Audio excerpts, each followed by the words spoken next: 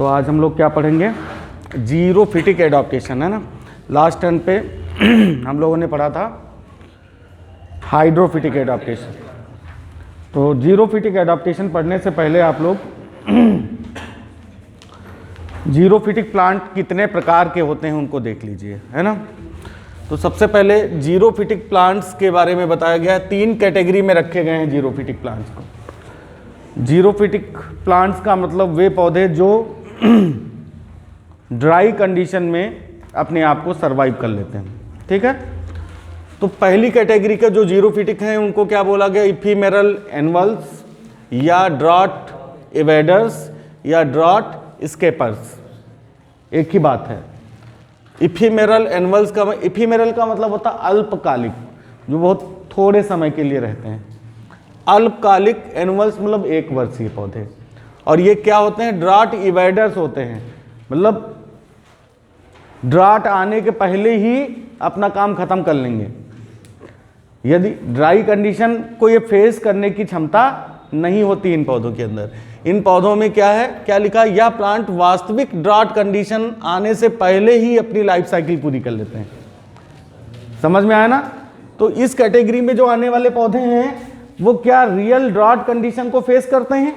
नहीं फेस करते हैं। ड्राट कंडीशन आए उससे पहले ही अपनी लाइफ साइकिल पूरी करके काम खत्म। तो इसलिए ये ट्रू जीरोफाइट नहीं होते हैं। ये बहुत इंपॉर्टेंट है, याद कर लीजिएगा। जो इफीमेरल एनवल्स या ड्राट इवेडर्स या ड्राट स्केपर्स हैं, ये ट्रू जीरोफाइट नहीं होते हैं। क्यों? क्योंकि ये ड्राट कंडीशन को फेस ही नहीं करते हैं, उसके पहले ही अपनी लाइफ साइकिल पूरी कर लेते हैं। जैसे आर्जिमोन मैक्सिकाना, आर्जिमोन मैक्सिकाना मतलब पीली कटैया, है ना। सोलेनम जैंथोकार्पम, सोलेनम जैंथोकार्पम क्या होता है, कोथिया जानते हो, है ना, कोथिया जानते हो, वही है ये। और कैसिया, ये पौधे क्या हैं, ये इफीमेरल एनवल्स या ड्राट इवेडर्स या ड्राट स्केपर्स हैं। समझ में आया ना।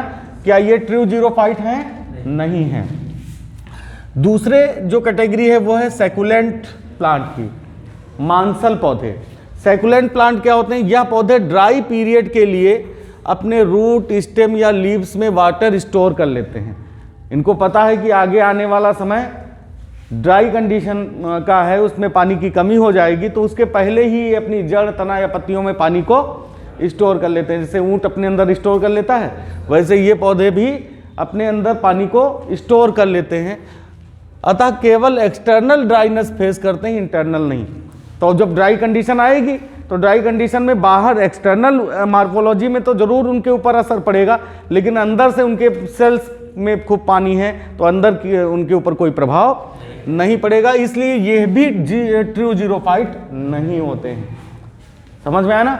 ये पौधे सैकुलेंट प्लांट जो क्या करते हैं, ड्राई कंडीशन के लिए पहले से ही अपने जड़, तना या पत्ती के अंदर पानी को स्टोर कर लेते हैं, है ना। और जब ड्राई कंडीशन आती है, सूखा आता है, तो उस कंडीशन में इनके ऊपर कहाँ असर पड़ता है, केवल बाहर बाहर असर पड़ता है, अंदर असर नहीं पड़ता है। तो केवल एक्सटर्नल ड्राइनेस को फेस करते हैं, इंटरनल ड्राइनेस को फेस, हाँ। तो इसलिए ये भी ट्रू जीरोफाइट नहीं होते हैं। जैसे एस्परागस, ये पानी को कहाँ स्टोर करता है, रूट में। एग्जाम्पल जरूर याद करिएगा। एस्परागस पानी को रूट में, अपनसिया, नागफनी जानते ही हो, पानी को कहाँ स्टोर करता है। और ब्रायोफिलम, अजूबा, अजूबा जानते हो ना, तो अजूबा अपना पानी कहाँ स्टोर करता है, पत्ती में स्टोर करता है। समझ में है ना। फिर तीसरी कैटेगरी आती है नॉन सैकुलेंट। नॉन सैकुलेंट क्या है, यह जीरोफाइट इंटरनल और एक्सटर्नल दोनों ही ड्राइनेस फेस करते हैं, है ना। यही रियल जीरोफाइट होते हैं, यही ट्रू, बस 10 मिनट, यही ट्रू जीरोफाइट होते हैं। तो ये 3 कैटेगरी जो है, इन 3 कैटेगरी में ट्रू जीरोफाइट कौन है, समझ में आ गया। कौन से हैं, नॉन सैकुलेंट। बाकी ये दोनों बनुआ वाले हैं, ये रियल वाले नहीं हैं। एक तो ड्राई कंडीशन को फेस ही नहीं करता, ड्राई कंडीशन आने के पहले ही सारा काम खत्म, निकल लिए, है ना। और दूसरे क्या करते हैं, ड्राई कंडीशन के लिए अपने अंदर पहले से पानी रखे हैं, तो पानी रखे हो तो कहाँ तुमको ड्राई कंडीशन फेस करनी पड़ी। ये रियल हैं जो ड्राई कंडीशन से जूझते हैं और जूझ के भी जिंदा रहते हैं। तो ये रियल जीरोफाइट है, ये ट्रू जीरोफाइट है। इसमें कौन आता है, अकेशिया, बबूल, है ना, बेर, जीजीपस मतलब बेर, कैलोट्रॉपिस मतलब मदार, साल्वाडोरा, नेरियम, ये नेरियम मतलब कनेर, ये सभी पौधे क्या हैं, ये ट्रू जीरोफाइट्स हैं। समझ में है ना। अब जो जीरोफिटिक प्लांट हैं उनमें एडाप्टेशन की स्टडी हम लोग करेंगे। तो जीरोफिटिक प्लांट्स में एडाप्टेशन की स्टडी कितने लेवल पर करेंगे, 3 लेवल पर, मार्फोलॉजिकल, एनाटॉमिकल और फिजियोलॉजिकल। तो मार्फोलॉजिकल लेवल पर यानी कि इन प्लांट्स की मार्फोलॉजी में, बाह्य संरचना में ऐसी कौन सी स्ट्रक्चर बन जाते हैं जिसके कारण ये ड्राट कंडीशन को फेस करते हैं, है ना। तो सबसे पहला मार्फोलॉजिकल लेवल पर जो है इसमें रूट सिस्टम वेल डेवलप्ड होता है। हाइड्रोफाइट का उल्टा हो जाएगा। हाइड्रोफाइट में रूट सिस्टम क्या था, बहुत कम विकसित था। यहाँ क्या होता है, बहुत अधिक विकसित होता है। रूट है, रूट कैप वेल डेवलप्ड होते हैं। एक एग्जाम्पल है कैलोट्रॉपिस में रूट जो है वो 30 मीटर तक की गहराई तक जाके पानी को ढूंढ लेती है। अब सोचो 30 मीटर गहराई तक जा सकती है, ये कितना बड़ा एडाप्टेशन इस पौधे का। दूसरा स्टेम स्टंटेड, स्टंटेड मतलब बौना रहता है। जो जीरोफिटिक प्लांट होते हैं उनके तने बहुत ज़्यादा लंबे नहीं होते हैं, स्टंटेड होते हैं, हार्ड होता है, टफ होता है, वुडी होता है और उसके ऊपर थिक बार्क होती है, छाल बहुत थिक होती है।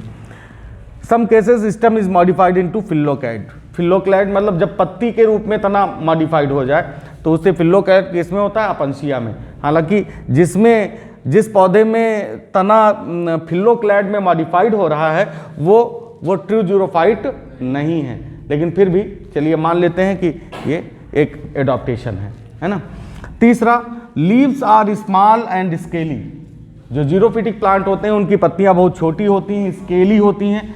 इन some cases leaves are leathery हो जाएंगी, मतलब लेदर, चमड़े की जैसी हो जाती हैं। And in some cases modified into spine. कहीं कहीं पर पत्तियां स्पाइन, कांटों में बदल जाती हैं। किसमें, यहीं अपंसिया में आपने देखा है। अपंसिया में जो तना है वो पत्ती के रूप में मॉडिफाइड हो जाता है, तो पत्ती होती है वो किस में मॉडिफाइड हो जाती है, कांटों में मॉडिफाइड हो। In some plant petiole is modified into leaf like structure is called phyllode. याद कर लीजिएगा, अकेशिया में जो पीटियोल होता है जिससे पत्ती तने से जुड़ी रहती है वो पीटियोल लीफ लाइक स्ट्रक्चर में कन्वर्ट हो जाता है। तो जब पीटियोल लीफ लाइक स्ट्रक्चर में कन्वर्ट हो जाए तो उस संरचना को हम क्या कहते हैं, फिल्लोड। ठीक है। जब तना पत्ती में कन्वर्ट हो जाए तो उसे कहते हैं फिल्लोक्लैड। अंतर जान लीजिएगा। और जब पीटियोल पत्ती में मॉडिफाइड हो जाए तो उसको क्या कहते हैं, फिल्लोड। ये भी जीरोफिटिक एडॉप्टेशन है। स्टेम और लीफ की सतह पर हेरी और वैक्सी कवरिंग होती है, हेरी और वैक्सी कवरिंग होती है। कुछ जीरोफिटिक ग्रासेस, ये बहुत इंपॉर्टेंट पॉइंट है, जीरोफिटिक ग्रासेस की पत्तियों की अपर एपिडर्मिस पर बुलीफॉर्म या मोटर सेल्स पाई जाती हैं। बुलीफॉर्म सेल्स का नाम सुना होगा। तो कुछ ऐसे ग्रासेस हैं, कुछ ऐसी घासें हैं जिनकी पत्तियों की अपर एपिडर्मिस पर क्या होती हैं, बुलीफॉर्म सेल्स या मोटर सेल्स होती हैं। ये क्या करती हैं, ये पत्तियों को रोल कर देती हैं। जैसे ड्राई कंडीशन आई है ना, तो पत्ती वैसे फैली हुई है ना, लेकिन जब ड्राई कंडीशन आई, पानी की कमी हुई, तो ये बुलीफॉर्म सेल्स क्या करेंगी, ये पत्तियों को ऐसे रोल कर देंगी। जब रोल कर देंगी तो पत्तियों से ट्रांसपिरेशन होना बंद हो जाएगा, कम हो जाएगा। तो ये एक प्रकार का एडॉप्टेशन है। तो ये किस में पाई जाती हैं, ग्रासेस में पाई जाती हैं। जो जीरोफिटिक घासें हैं उनमें ये बुलीफॉर्म या मोटर सेल्स पाई जाती हैं। कहाँ पाई जाती हैं, पत्तियों की अपर एपिडर्मिस पर, है ना। ये क्या करती हैं, इनके अंदर वैसे तो फूली रहती हैं, टर्जिड कंडीशन में रहती हैं, लेकिन जब ड्राई कंडीशन आती है तो ये अपनी सेल्स का पानी बाहर निकाल देती हैं एक्सॉस्मोसिस के द्वारा। जो ही पानी बाहर जाता है सेल्स सिकुड़ जाती हैं। जब ये सिकुड़ेंगी तो पत्ती भी बंद हो जाएगी, रोल कर देती हैं पत्तियों को, ठीक है ना। ऐसे ही एनाटॉमी के लेवल पर एडाप्टेशन, तो एनाटॉमी के लेवल पर एरेनकाइमा बिल्कुल नहीं होती इन पौधों में। जैसे हाइड्रोफाइट जो थे उनमें मेन टिश्यू कौन था, एरेनकाइमा। इनमें एरेनकाइमा एब्सेंट होता है और कौन ज्यादा होता है, ज्यादा क्या होता है, स्क्लेरेनकाइमा।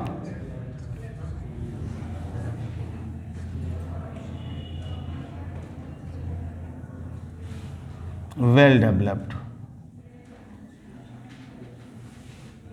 ठीक है। एरेनकाइमा एब्सेंट होता है, स्क्लेरेनकाइमा इसमें वेल डेवलप्ड होता है। इपीडर्मल सेलवाल थिक होती है, इपीडर्मिस की जो सेलवाल होती है वो थिक होती है। याद कर लीजिएगा, इन पौधों की इपीडर्मल सेलवाल जो होती है वो थिक होती है। थिक क्यूटिकल पाई जाती है। हाइड्रोफाइट में क्यूटिकल एब्सेंट थी, इनमें थिक क्यूटिकल होती है। स्टोमेटा कहाँ पाए जाते हैं? लीफ की लोअर सरफेस पे पाए जाते हैं। कहाँ पाए जाते हैं? हाँ, नीचे वाली सतह पे होंगे तो कम ट्रांसपिरेशन होगा, लोअर सरफेस पे होते हैं और संकेन टाइप के होते हैं, बहुत इंपॉर्टेंट, संकेन यानी कि अंदर की ओर धंसे होते हैं। लीफ की मीजोफिल सेल पैलिसेड और स्पॉन्जी में डिफ्रेंशिएटेड होती हैं, हाइड्रोफाइट में नहीं थी, यहाँ पर डिफ्रेंशिएटेड होती हैं। वस्कुलर टिश्यू इनमें वेल डेवलप्ड होता है, यानी जाइलम फ्लोएम का ही काम खूब है, पानी खींचना है तो जाइलम फ्लोएम तो वेल डेवलप्ड होगा ही, और मैकेनिकल टिश्यू भी वेल डेवलप्ड होता है। फिजियोलॉजिकल लेवल पे इसमें एक एडाप्टेशन है, इनकी जो सेल्स हैं उनका ऑस्मोटिक प्रेशर हाई होता है। क्यों ऑस्मोटिक प्रेशर हाई होगा? क्योंकि इन्हें पानी खींचना है। जब सेल्स का ऑस्मोटिक प्रेशर ज़्यादा होगा तो वो पानी को अपने अंदर खींच लेंगी, तो पानी खींचने की इनको ज़रूरत पड़ती रहती है। इसलिए इन पौधों की सेल्स जो होती हैं, रूट की जो सेल्स हैं, रूट हेयर है, उसका ऑस्मोटिक प्रेशर बहुत ज़्यादा होता है ना, कहीं से भी कैसे भी पानी मिले वो खींच लेंगे। समझ में आना? तो ये जीरोफिटिक प्लांट्स के एडाप्टेशन हो गए।